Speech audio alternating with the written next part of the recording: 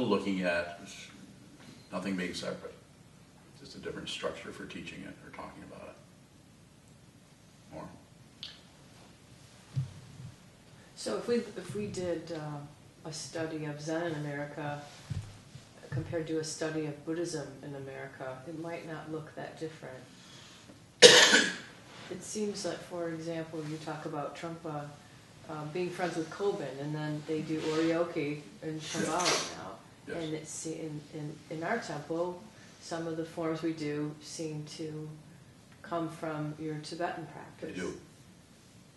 We have a protector shrine out in the back, and we use a drum roll that's not in Zen.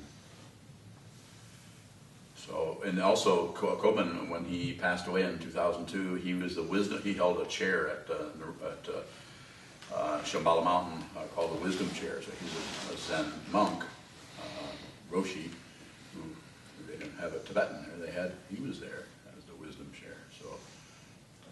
So if you had to forecast or predict... Oh, I can't wait. Yeah. What do you want to know? I mean, do you see Zen Buddhism in America is still so young, but there's so much... This is the melting pot. There's already so much intermixing between different traditions, you know, in Zen, let alone the whole thing.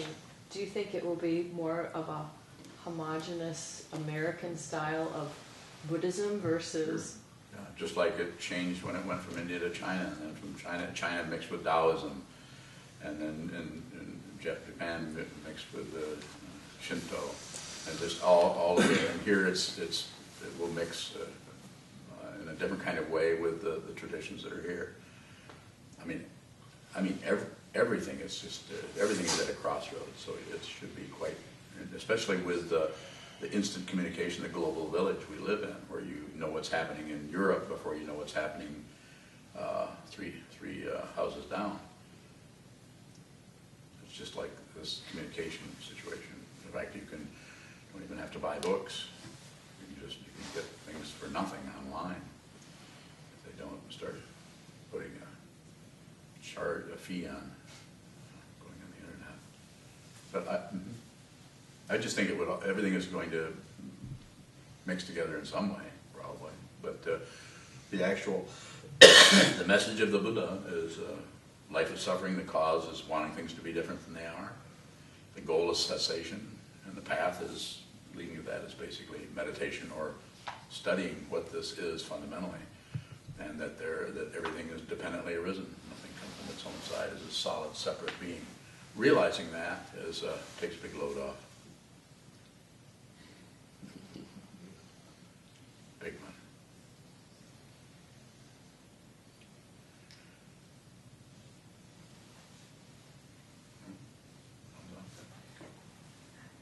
Please. Not particularly unique to Zen, but with the instant communications and the way people are communicating, it seems to be more electronically and less face-to-face. Yeah. And it seems like in most traditions, the teacher-student relationship is important, particularly in Zen. I think so. But it seems like less and less people are traveling. Like, look at here, this is a relatively small group. It is. How do you see that playing out, how this progresses? What's the actual question? Refine it for me a little bit.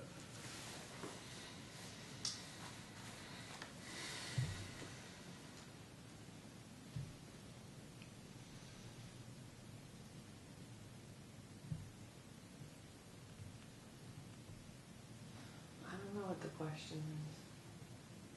That's why it seems like it's this is another statement. It seems like it's evolving into a more global, less personal thing. So you don't have a question? No, I guess I don't. Okay. Anyone else? And I appreciate your statement. With the globalization of Buddhism and the easy access in books and the internet, what do you think the role of a personal teacher will be as people find themselves finding self-help books or just doing what they see online without really having the encouragement to pursue finding a teacher? What do I think it will be? Do you think that the role of the teacher will change? I think so. I think it will. Will it be a less personal? I mean, you already have students that'll Skype you or email you or text you or just watch your videos online with very little personal contact. How is that going to affect the practice? I think without it doesn't have to be a lot of personal contact. And I think it's different for everyone. So I had very little contact with either one of my teachers. It's just that the contact I had was extremely intense for me. So I think everyone is a little different. Some people, I think everyone is going to need a little bit of input from a teaching person, someone other than themselves. Someone, when Rinpoche was once asked, I have to paraphrase here, about, well, if you have to do this yourself, then what do you need a teacher for? If we can't we just read this and see what it is and then do it? And his way of response was, well, you need the teacher to actually see you do this.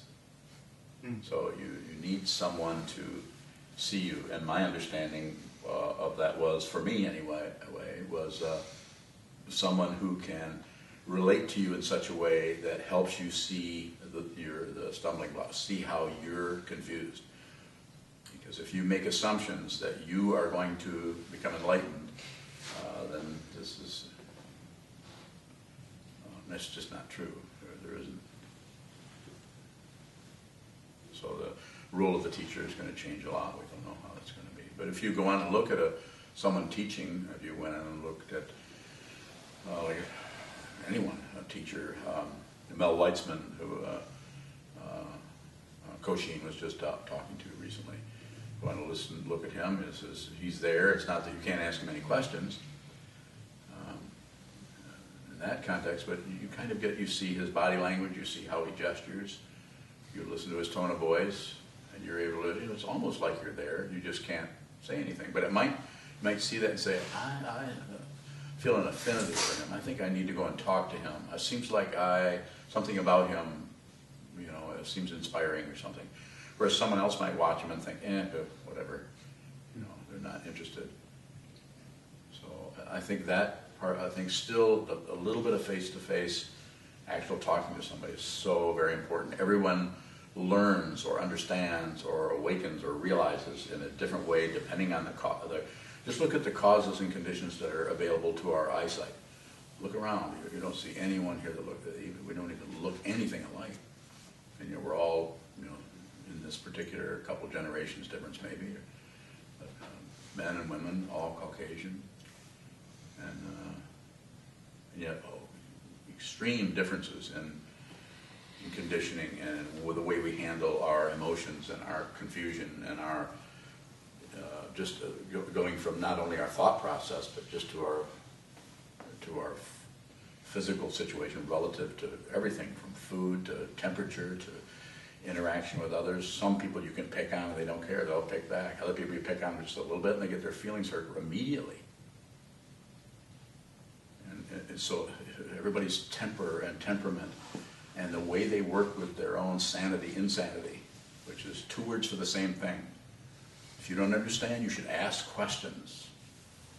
Ask questions. Night and day, two words for the same thing. Go ahead. We're so fortunate.